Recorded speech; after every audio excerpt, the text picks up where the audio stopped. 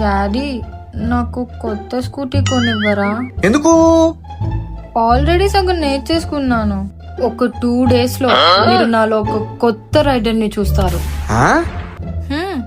Okay.